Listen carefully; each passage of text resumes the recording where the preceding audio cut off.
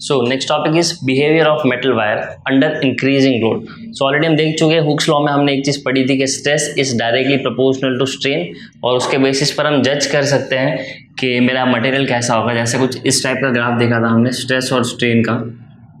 सो हमने इसमें एक चीज नोटिस की थी कि स्ट्रेस और स्ट्रेन डायरेक्टली प्रोपोर्शनल होता है अप टू अ लिमिट। इस लिमिट को हमने नाम दिया था इलास्टिक लिमिट।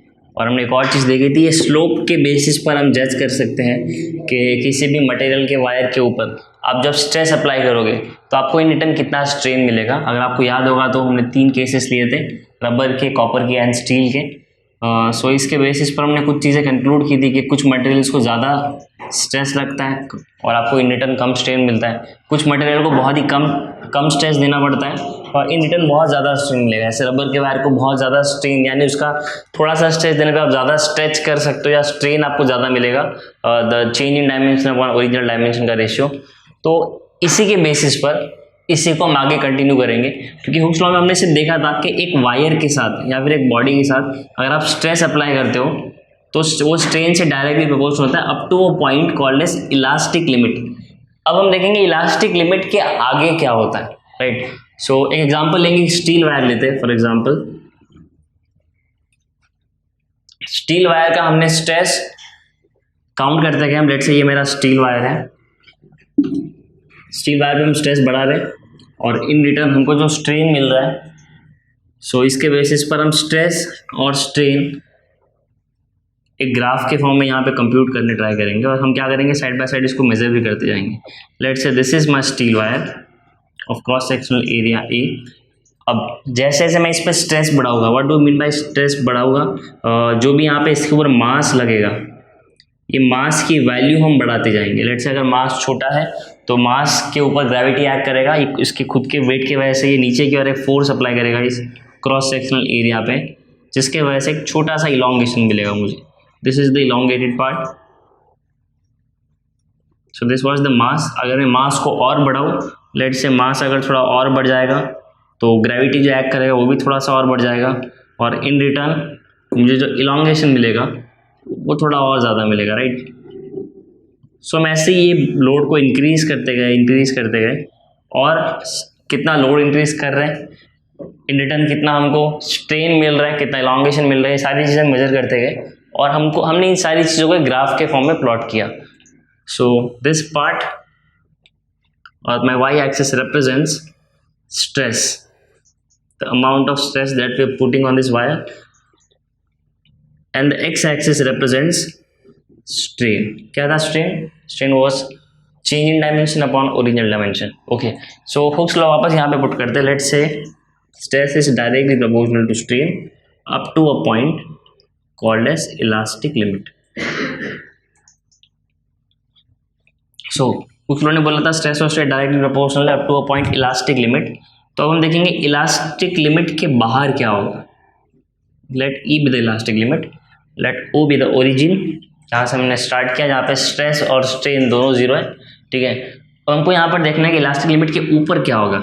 इलास्टिक लिमिट के ऊपर मेरे स्ट्रेस और स्ट्रेन डायरेक्टली प्रोपोर्शनल ले रहेंगे। ये कर्व जो हमको पहले यहाँ पे लीनियर ग्राफ मिल रहा था, मुझे यहाँ पे हल्का सा कर्व दिखना स्टार्ट हो जाएगा, ऐसा कुछ तो। Then there is a point called as yield point. इसके बाद ये कर्व थोड़ा सा और ऊपर जाएगा और there will be a point जहां पे फाइनली मेरा वायर जो होगा वो ब्रेक हो जाएगा, राइट। तो हम ये सारी पॉइंट्स एक एक करके देखते हैं। Let this be B, let this be, let this be B, let this be N, कोई भी नाम से रिप्रेजेंट कर सकते हैं यहाँ पे, ठीक है। तो एक एक करके देखते हैं एग्जैक्टली यहाँ पे हो क्या रहा है। Let's say this is my wire, let's say this is its original length, this is the elongation. Elongation completely depends on the amount of mass you add on this wire, that is जितना ज़्यादा आप मास पड़ाओगे उतना wait की वजह, gravity की वजह से नीचे वेट एक्ट करेगा इसका, उतना ज़्यादा इलॉन्गेशन होगा, राइट। सो हमने इलॉन्गेशन बढ़ाना स्टार्ट किया। लेट्स से मैंने थोड़ा सा इलॉन्गेशन लिया, लेट्स से पॉइंट यहाँ से लेके ये पॉइंट तक मैंने इतना स्ट्रेस दिया, इन रिटर्न मुझे इतना स्ट्रेन मिला, right. Now if I remove this mass, अगर मैं ये मास को निकाल देता हूँ तो क्या होगा, ये सारा इलॉन्गेशन वापस चला जाएगा, क्योंकि स्टील के अंदर जो थोड़ा सा स्टील में भी इलास्टिक बिहेवियर होता है, तो इलास्टिक प्रॉपर्टी स्टील की कंसिडर करके जैसे ही आप मास हटा दोगे वो वापस अपने ओरिजिनल डायमेंशन पे या ओरिजिनल लेंथ पे आ जाएगा, ठीक है। तो इस केस में लेट्स से हमने स्ट्रेस बढ़ाया था यहाँ तक, सो इन रिटर्न मुझे जो स्ट्रेन मिला था वॉज समथिंग दिस मच, तो इतना स्ट्रेस देने के बाद इतना स्ट्रेन मिला। बट जैसे ही आप ये स्ट्रेस कम कर दोगे, यानी हमने यहाँ पे जो मास था वो धीरे धीरे अनलोड कर दिया या फिर इससे अलग कर दिया, तो जैसे ही ये स्ट्रेस जीरो होगा आपका स्ट्रेन भी वापस इनिशियल पोजीशन पे आके जीरो हो जाएगा। दैट मीन्स आपको स्ट्रेन नहीं मिलेगा। सो इलास्टिक बॉडी की प्रॉपर्टी होती है कि इस पर डिफॉर्मेशन होता है और टेम्पररी होता है, तो यहाँ पे हमको देखने मिला टेम्पररी डिफॉर्मेशन हुआ, फोर्स हटा दी, वापस वो ऊपर आ गया, राइट। अभी एक और पॉइंट देखते हैं, ई पॉइंट। लेट्स से अगर मैं इसको यहाँ तक लेके आता हूँ, दैट मीन्स इस पर मैं इतना मास बढ़ाता हूँ कि इसका इलॉन्गेशन इतना हो, और जो भी हमने यहाँ पे मास ऐड किया m, right. This point is my elastic limit. इसका मतलब क्या है, अगर मैं इस पॉइंट तक इस वायर को इलॉन्गेट करता हूँ, till this point everything is fine. अगर मैं इस पॉइंट पे भी यहाँ से मास अगर हटा दूँ तो वापस ये अपने ओरिजिनल डायमेंशंस में आ जाएगा।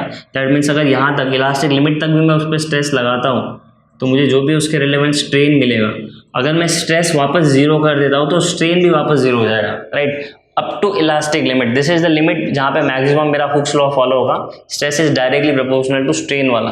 बट इसके ऊपर अगर हम ट्राई करते हैं कि इसको और इलॉन्गेट करने के लिए, सो अगर हम इलास्टिक लिमिट को क्रॉस करते हैं इन शॉर्ट, तो क्या होगा, तो मेरा जो डिफॉर्मेशन अब तक टेम्पररी हो रहा था, ये सारा डिफॉर्मेशन मेरा टेम्पररी था ना, मतलब अगर मैं मास हटा लूँ तो वापस बॉडी अपने पहले वाले फॉर्म में आ जा रहा था। So this deformation was temporary, but if I add more mass और elongation इलास्टिक लिमिट के ऊपर जाता है, उस केस के लिए मेरा डिफॉर्मेशन टेम्पररी नहीं रहेगा। दैट मीन्स लेट्स से, जैसे कि आपको यहाँ पे ग्राफ में दिख रहा है कि इस पॉइंट के बियॉन्ड स्ट्रेस और स्ट्रेन डायरेक्टली प्रोपोर्शनल नहीं है, क्योंकि देखो यहाँ पे स्ट्रेस जितना बढ़ रहा है उतना आपको स्ट्रेन नहीं बढ़ते हुए मिलेगा। यहाँ पे देखो स्ट्रेस बहुत कम बढ़ रहा है, बट कंपैरेटिवली स्ट्रेन बहुत ज़्यादा बढ़ रहा है। और इसके पहले के पॉइंट अगर आपने देखा था तो आपने देखा था कि स्ट्रेस बहुत देने पे थोड़ा सा स्ट्रेन मिल रहा है। इन रिटर्न यहाँ पे सर ने थोड़ा सा ही स्ट्रेस इंक्रीज किया, बट स्ट्रेन बहुत ज़्यादा देखने मिला। दैट मीन्स जो पहले प्रोपोर्शनलिटी थी स्ट्रेस और स्ट्रेन की वो अब नहीं रही। तो अब होगा क्या, लेट्स से मैं एक रैंडम पॉइंट सेलेक्ट करता हूँ, लेट्स से ई से लेके वाई के बीच में मैं इसको यहाँ तक लेके जाता हूँ, यानी इलास्टिक लिमिट के ऊपर मैंने बहुत ज़्यादा नहीं, ये छोटा सा जो पार्ट है इतना सा स्ट्रेस अप्लाई किया मैंने, ये वाला पार्ट, ठीक है। तो इसके रिटर्न में मुझे क्या मिलेगा, मुझे स्ट्रेन मिलेगा, राइट। तो हम ये डायग्राम में देखते हैं एग्जैक्टली क्या होगा। हमने इलास्टिक लिमिट क्रॉस कर दी, दैट मीन्स हमने इतना मास अप्लाई किया कि मेरा जो इलॉन्गेशन था वो अब इलास्टिक लिमिट के ऊपर जा चुका है। सो इस केस में क्या होगा, इस केस में मुझे थोड़ा और डिफॉर्मेशन मिलेगा, यानी इस केस में थोड़ा और इलॉन्गेशन मिलेगा, राइट। बट सिंस ये इलॉन्गेशन इलास्टिक लिमिट के ऊपर है, दैट मीन्स ये जो भी मास हमने यहाँ पे ऐड किया था मास m, जिसकी वजह से मुझे ये पूरा इलॉन्गेशन मिल रहा है, इस केस में मुझे ये पूरा इलॉन्गेशन मिलेगा, राइट। तो डिफॉर्मेशन हमारा इसके पहले टेम्पररी था, बट ये वाला जो छोटा वाला पार्ट है इलास्टिक लिमिट के ऊपर वाला, ये जो मेरा डिफॉर्मेशन होगा ये होगा permanent. That means even if I try, मैं ये डिफॉर्मेशन को वापस रीगेन नहीं कर सकता। इसका मतलब क्या हुआ, अगर मैं ये मास हटा देता हूँ, लेट्स से ये मास मैंने हटा दिया, मास चला गया, स्ट्रेस चला गया, वापस स्ट्रेस इस पॉइंट से वापस जीरो आ गया, बट इन रिटर्न मेरा जो स्ट्रेन जीरो होता था वो इस केस के लिए स्ट्रेन जीरो नहीं होगा। दैट मीन्स लोड हटा लेने के बाद भी मुझे यहाँ पे थोड़ा सा इलॉन्गेशन दिखेगा। अब ये इलॉन्गेशन कितना होगा, ये इलॉन्गेशन एग्जैक्टली इतना होगा, जैसे देखो अगर इस ग्राफ में मैं इस पॉइंट तक लेके जाता हूँ, स्ट्रेस को इस पॉइंट तक बढ़ाता हूँ, तो जब मैं इसको वापस रिटर्न स्ट्रेस जीरो कर दूंगा तो इन रिटर्न मुझे जो स्ट्रेन मिलेगा वो यहाँ जीरो नहीं मिलेगा। अब देख सकते हो वाई एक्सिस मेरे स्ट्रेस को रिप्रेजेंट कर रहा है, स्ट्रेस मैंने जीरो कर दिया पर बदले मुझे स्ट्रेन जीरो नहीं मिला। दैट मीन्स अब से परमानेंटली इस वायर की लेंथ लंबी हो गई। दैट मीन्स लेट्स से पहले अगर ये 20 सेंटीमीटर था, now it is let's say around 21 और 22 सेंटीमीटर्स। सो ये जो एक्स्ट्रा 1 या 2 सेंटीमीटर हमको जो मिल रहा है वो अब मेरे परमानेंट डिफॉर्मेशन है, अब ये टेम्पररी नहीं रहा। दैट मीन्स हमेशा के लिए वायर का लेंथ थोड़ा सा बढ़ गया। जैसे आपने देखा रहेगा ना, हमारे जो पुराने पजामास वगैरह होते हैं उसके इलास्टिक भी एक टाइम बाद लंबे हो जाते हैं, इतने लंबे हो जाते हैं पकड़ के चलना पड़ता है। क्यों होता है? अगर आप उसको ज़्यादा खींचोगे बियॉन्ड इलास्टिक लिमिट तो वो हमेशा के लिए थोड़े लंबे हो जाते हैं। सो अगर मैं किसी भी पॉइंट को इलास्टिक लिमिट के ऊपर लेके जाता हूँ या फिर बियॉन्ड इलास्टिक लिमिट उसको और हम स्ट्रेच करते हैं या और स्ट्रेस लगाते हैं तो हमको देखने मिलेगा परमानेंट डिफॉर्मेशन, और इस परमानेंट डिफॉर्मेशन को हम बोलते हैं set. There is a set occurred in this wire, that means अब ये डिफॉर्मेशन परमानेंट है। मतलब इलास्टिक लिमिट के बियॉन्ड में चाहे इसको जितना भी खींचूं, इलास्टिक लिमिट के बियॉन्ड जितना भी हम इसको खींचेंगे तो इसके बियॉन्ड वाला जो भी इलॉन्गेशन होगा ना, इसके अंदर वाला सारा इलॉन्गेशन मेरा टेम्पररी है, but any elongation beyond the elastic limit is permanent, जिसको हम कहेंगे सेट। दैट मीन्स अगर मैंने इस पॉइंट को थोड़ा और खींचा होता यहाँ तक, यील्ड तक, तब जब ये वापस नीचे आता तो कोई यहाँ तक आता तो उसका सेट थोड़ा और बड़ा होता। दैट मीन्स परमानेंट डिफॉर्मेशन और बड़ा होता और ये वायर का लेंथ हमेशा के लिए और थोड़ा लंबा हो जाता, right. So this was between E and Y. अब अगर हम वाई के ऊपर जाते हैं, दैट इज यील्ड पॉइंट के ऊपर जाते हैं, तो क्या होता है? तो जैसे कि हमने स्टार्टिंग में देखा बॉडी सिर्फ 2 टाइप की होती है, it can be either elastic और प्लास्टिक। बट जो थिंग इज हर एक बॉडीज में आपको थोड़ी सी इलास्टिसिटी और प्लास्टिसिटी देखने मिलेगी। जैसे हमने यहाँ पे देखा कि एक पॉइंट के बाद बॉडी थोड़ा प्लास्टिक बिहेव करना स्टार्ट करता है, राइट। तो अगर आप यील्ड पॉइंट के ऊपर जाओ तो आपका जो फ्लो होगा वो प्लास्टिक हो जाएगा। इसका मतलब क्या होगा?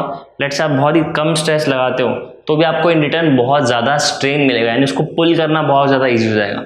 इसे ऐसे इमेजिन करो जैसे कोई च्युइंगम को खा लेने के बाद आप हल्का सा ही फोर्स लगाओ तो वो इजीली अपना डायमेंशन चेंज कर लेता है। कोई मेटल का रॉड जिसको बहुत ज़्यादा गर्म करने के बाद उसको पुल करने पे बहुत इजीली अपना शेप चेंज करेगा, वो लिटरली फ्लो करना स्टार्ट करेगा। थोड़ा सा इसको स्ट्रेस लगाओ, इजीली आप उसका शेप चेंज कर सकते हो।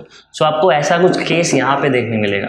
अगर कोई बॉडी यील्ड पॉइंट के ऊपर चले जाता है तो थोड़ा सा स्ट्रेस लगाने पे बहुत ज़्यादा स्ट्रेन मिल जाएगा आपको, और एक पॉइंट ऐसा आएगा कि वो बॉडी अपना मैक्सिमम स्ट्रेस ले रहा होगा। दैट मीन्स उसके ऊपर अगर आपने थोड़ा भी स्ट्रेस दिया तो बॉडी ब्रेक कर जाएगा। दैट मीन्स वो 2 पार्ट में टूट जाएगा, राइट। अब उसके बाद मान लो आप यहाँ तक पहुँच गए मैक्सिमम स्ट्रेस तक, अगर आप यहाँ से ट्राई भी करो कि यार बहुत ज़्यादा स्ट्रेस हो गया, मुझे बताया इसके ऊपर अगर मैं इसको लेके गया, दैट मीन्स इसके केस में इसको बहुत ज़्यादा लोड दे दिया, तो जैसे कि हमने पॉइजन्स रेशियो में पढ़ा था, आप जितना इस पर लोड बढ़ाते जाओगे, जितना इसका लेंथ बढ़ते जाएगा, इन रिटर्न इसका डायमीटर भी तो उतना कम होते जाएगा, राइट। कुछ ऐसा आप उसको और पुल करोगे ये डायमीटर और छोटा होगा। सो एक टाइम आएगा कि ये दोनों के बीच में कनेक्शन बहुत ज़्यादा कम होगा, जैसे पॉसिबिलिटी कि बहुत ही पतले रीजन से एक दूसरे से कनेक्टेड हो। दैट मीन्स इसके बाद आप और पुल करने ट्राई करोगे तो ये सीधा 2 पार्ट में टूट जाएगा। इसको बोलेंगे हम ब्रेकिंग पॉइंट, या फिर इसको हम बोल सकते हैं मैक्सिमम स्ट्रेस। अगर इसके ऊपर आप और स्ट्रेस बढ़ाओगे वो और बॉडी वहीं पे टूट जाएगा। अगर आप स्ट्रेस कम करने भी ट्राई करो तो भी इसके बाद बॉडी का टूटना तय है। सो एक एक करके ये सारे पॉइंट्स को हम देखेंगे, ठीक है। हमने ऊपर से देख लिया कैसे काम करते हैं। So let's have a look at all the points. So पहले हमको पता है कि स्टार्ट हम करेंगे 0 से और इलास्टिक लिमिट के अंदर। सो जब भी इलास्टिक लिमिट के अंदर है, when we are within elastic limit, यानी इसके पहले वाले केस में, so from O to E, इसके केस में stress will be directly proportional to strain, और दिस इज द रीजन जहाँ पे हमारा हुक्स लॉ फॉलो होता है। Hooke's law is good between 0 to E, but once we cross the point E, Hooke's law will not be obeyed. So point E देखते हैं। point E क्या है? point E is my elastic limit. So जैसे कि हमने देखा ये वो लिमिट है जहाँ तक हमारा जो डिफॉर्मेशन होगा वो टेम्पररी होगा, but once we cross the elastic limit, so इसके ऊपर क्या होगा? इसके ऊपर कुछ चीज़ें होगी। सबसे पहला,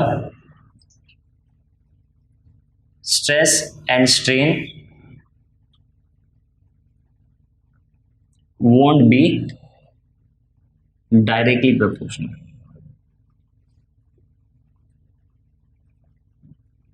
And next, again यही तो मेरा हुक्स लॉ था, So I can also say Hooke's law will not be obeyed. So after elastic limit, that means we are talking about between point E and Y, right, E और Y के बीच में. सो E होगा मेरा elastic limit. सो E और Y के बीच में क्या होगा कि स्ट्रेस और स्ट्रेन डायरेक्टली प्रोपोर्शनली होंगे. हुक्स लॉ मेरा ओबेड नहीं होगा. इसके अलावा इस रीजन में मेरा, तो इसके बाद मेरा जो भी डिफॉर्मेशन होगा वो टेम्पररी नहीं होगा, वो होगा परमानेंट. यानी इसके बाद का मेरा डिफॉर्मेशन हमेशा हमेशा के लिए वैसे ही रहने वाला है. सो परमानेंट डिफॉर्मेशन, इसके लिए हमने एक वर्ड भी बोला था, इसको हम बोलेंगे सेट. सो ई के बीच में अगर आप किसी बॉडी को पुल करते हो, ई से लेके वाई के बीच में, आपको परमानेंट डिफॉर्मेशन देखने मिलेगा.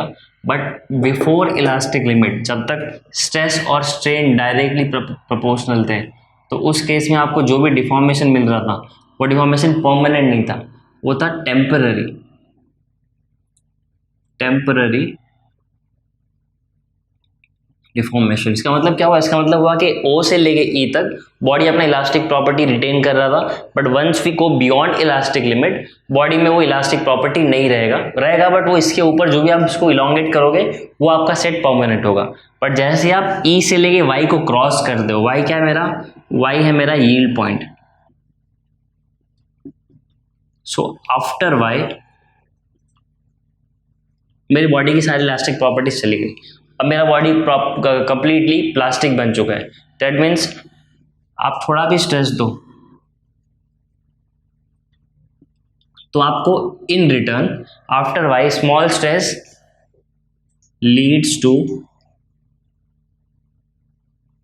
Big strain. आप थोड़ा सा निग्लिजिबल या ना के बराबर स्ट्रेस भी दो तो भी आप बदले में बहुत ज़्यादा स्ट्रेन हासिल कर सकते हो. You can gain large amount of strain with giving only small amount of stress. So इस पॉइंट को बोलेंगे हम यील्ड पॉइंट. और यील्ड पॉइंट के बाद मेरा बॉडी प्लास्टिक बिहेव करने लगता है. सो इसको हम एक और पॉइंट लिखेंगे, body will behave like a plastic body. अब ये इसके ऊपर बॉडी प्लास्टिक ही बिहेव करने वाला है. बट सिंस हमने देखा था कि किसी भी बॉडी पर स्ट्रेस अप्लाई करने का एक लिमिट होता है, आप उसको इनफाइनेटली स्ट्रेच नहीं कर सकते, इनफाइनेटली लॉन्गेट नहीं कर सकते. एक टाइम बाद जैसे कि हमने पॉइजन रेशियो में देखा था कि अगर आप उसको लेंथ बढ़ाते जाओगे, लॉन्गिट्यूडनल स्ट्रेस देते जाओगे, तो इन रिटर्न उसका लैटरल स्ट्रेस होगा, लैटरल स्ट्रेन जो होगा क्या होगा, वो डायमीटर धीरे धीरे कम होते जाएगा. और एक पॉइंट बाद हो सकता है कि वो इतना कम हो जाए कि बॉडी के दो अलग अलग टुकड़े हो जाए. तो हर एक बॉडी के लिए एक मैक्सिमम स्ट्रेस होगा जो बॉडी हैंडल कर सकता है. बट इसके बियॉन्ड अगर आप स्ट्रेस को ले जाओगे तो बॉडी ब्रेक कर जाएगा दो पीस में. सो मैक्सिमम स्ट्रेस और एक होगा ब्रेकिंग पॉइंट. सो ये सारी चीज़ें हमने देखी पूरे ग्राफ के अंदर. बट इसके अलावा और भी कुछ चीज़ें हैं. जैसे हमने देखा कि एक वायर पे आप मास बढ़ाते जाओगे तो उसका बिहेवियर कैसा होगा for the increasing load, right. But there is one more thing which we can conclude from this graph कि उस वायर की और क्या प्रॉपर्टीज हैं. जैसे कि कुछ बॉडीज में प्रॉपर्टी होती है दे आर डक्टाइल, कि आप उनमें से छोटे छोटे वायर्स ड्रॉ कर सकते हो. कुछ बॉडीज की प्रॉपर्टी होती है दे आर मेलेबल, उनको आप हिट करके उनकी छोटी छोटी पतली सी सीड्स बना सकते हो, जैसे कि एल्यूमिनियम वगैरह होता है. और डक्टाइल मटेरियल जैसे कि आपके कॉपर हो गया. कुछ मेटल की प्रॉपर्टी ये भी होती है कि वो ब्रिटल होता है, उस पर ज़्यादा स्ट्रेस लगा ही नहीं सकते. फॉर एग्जांपल चौक, आप चौक पे स्ट्रेस लगाओगे तो आप वो पूरा सीड्स में कन्वर्ट नहीं होगा, सीधा टूट जाएगा, ब्रेक कर जाएगा. तो ऐसे मेटल को बोलते हैं ब्रिटल. तो इस ग्राफ के बेसिस पर आप ये भी जज कर सकते हो कि मेरा मटेरियल कैसा है, डक्टाइल है या ब्रिटल है. देखते कैसे. इस केस में हम देखेंगे कि ग्राफ के बेसिस पे हम ये कैसे जज कर सकते हैं कि मटेरियल मेरा डक्टाइल है या फिर ब्रिटल है. डक्टाइल यानी उसको हम वायर्स में कन्वर्ट कर सकते हैं, यानी कि जैसे हमने स्टील के केस में देखा, आप फोर्स अप्लाई करो और वो इलॉन्गेट होते जाएगा, यानी उसको प्लास्टिक बॉडी जैसे बिहेव करवा सकते हैं अगर हम चाहें तो, राइट. तो स्टील एक अच्छा एग्जाम्पल हो गया इसका. तो डक्टाइल मटेरियल के लिए आपको जो ग्राफ मिलेगा वो कुछ ऐसा होगा कि up to elastic limit stress और स्ट्रेन डायरेक्टली प्रोपोर्शनल होंगे. उसके बाद जो भी डिफॉर्मेशन होगा वो परमानेंट होना स्टार्ट हो जाएगा. यील्ड पॉइंट के बाद आपको एक चीज़ देखने मिलेगी कि बॉडी मेरा प्लास्टिक बॉडी जैसे फ्लो करना स्टार्ट करेगा। आप थोड़ा सा फोर्स लगाओ, बहुत ज़्यादा स्ट्रेन मिलेगा आपको, और एक पॉइंट के बाद मेरा बॉडी ब्रेक करेगा। तो ये किस केस में मुझे देखने मिलेगा? डक्टाइल के केस में। यानी ये आपको जो पूरा रीजन मिल रहा है ना, ई से लेके वाई का, वाई से लेके ये पूरा बी तक, ये पूरा रीजन आपको देखने मिलेगा डक्टाइल के केस में, स्पेशली वाई के बाद वाला जो पार्ट है, क्योंकि वाई के बाद जो प्लास्टिक फ्लो मेरा होता है वो डक्टाइल के केस में ही हो सकता है। अगर मेरा मटेरियल ब्रिटल होता, ब्रिटल यानी क्या हो गया, लेट से मैंने यहाँ पर एक स्टील का वायर लिया था, राइट, स्टील का, लेट से कॉपर का वायर लिया था, तो कॉपर के वायर को अगर मैं लोड बढ़ाते जाऊँगा तो मेरा वायर इलोंगेट होते जाएगा, और एक टाइम पर मुझे यहाँ पे प्लास्टिक फ्लो ही मिल सकता है। लेट्स से ये वो इलोंगेशन वाला पार्ट है। बट अगर मैं यहाँ पे कॉपर की जगह, कॉपर के वायर की जगह उसी सेम डायमीटर का लेट्स से एक ग्राफाइट का रॉड लेता हूँ, या लेट्स से मैंने ग्लास का रॉड लेता हूँ, ठीक है, तो क्या मैं यहाँ पे ज़्यादा लोड लगा के ग्लास के उस रॉड को या ग्राफाइट के उस रॉड को इलोंगेट कर सकता होगे? बिल्कुल नहीं। अगर आप बहुत ज़्यादा लोड लगाओगे तो क्या होगा, ये ग्लास में क्रैक आ जाएगा और सीधा वहीं पे ब्रेक कर जाएगा। तो अगर इसके लिए मैं ग्राफ प्लॉट करूँ तो मुझे कुछ ऐसा मिलेगा कि स्ट्रेस के साथ आपको बहुत ही कम, मतलब कुछ पॉइंट मिलेगा जहाँ तक वो इलास्टिक रहेगा, आप उसको हल्का सा कुछ तक खींच सकते हो, हटाने के बाद वापस वो अपनी जगह पे आ जाएगा। मैंने पहले बोला था हर एक बॉडी में थोड़ी सी इलास्टिसिटी होती है, तो वहाँ तक आपको ये ग्राफ ऐसा मिलेगा, stress is directly proportional to strain. But इसके बाद अगर आप और स्ट्रेस दोगे, यानी इसकी जो भी थोड़ी सी इलास्टिक लिमिट होगी, छोटी वाली इलास्टिक लिमिट की, वहाँ तक ये प्रोपोर्शनल होगा। बट उसके बाद अगर आगे आप इस पर और लोड लगाते हो इलास्टिक लिमिट के बाद, तो थोड़ा सा लोड लेने के बाद ये सीधा ब्रेक कर जाए। यानी इसमें आपको ये वाला पूरा रीजन मिलेगा ही नहीं प्लास्टिक फ्लो वाला। क्यों? क्योंकि ये मटेरियल आपके ब्रिटल है। डक्टाइल के केस में आपको ऐसा मिलेगा। सो इसके बेसिस पर हम जज कर सकते हैं कि मेरा मटेरियल डक्टाइल है कि ब्रिटल है। सो ग्राफाइट हो गया, ग्लास हो गया, चॉक हो गया, ये सारे के सारे एग्जाम्पल हैं कि एक ब्रिटल मटेरियल कैसा होता है। और यहाँ पे डक्टाइल मटेरियल के आपके एग्जाम्पल हो गए कॉपर, आयरन, स्टील, ये सब डक्टाइल मटेरियल्स हैं। तो उन मटेरियल्स जिनमें ये जो मटेरियल डक्टाइल होते हैं उनकी इस प्रॉपर्टी को हम उसको स्ट्रेच कर सकते हैं, उनको कहीं ना कहीं इलोंगेट कर सकते हैं। इस प्रॉपर्टी को हम कहते हैं डक्टिलिटी। और ये डक्टिलिटी की जो प्रॉपर्टी होती है वो इंजीनियरिंग में बहुत जगह एप्लीकेबल होती है। यानी ये डक्टिलिटी की प्रॉपर्टी की हेल्प से हमने बहुत सारे एप्लीकेशंस बनाए जो हमको डेली लाइफ में काम आते हैं।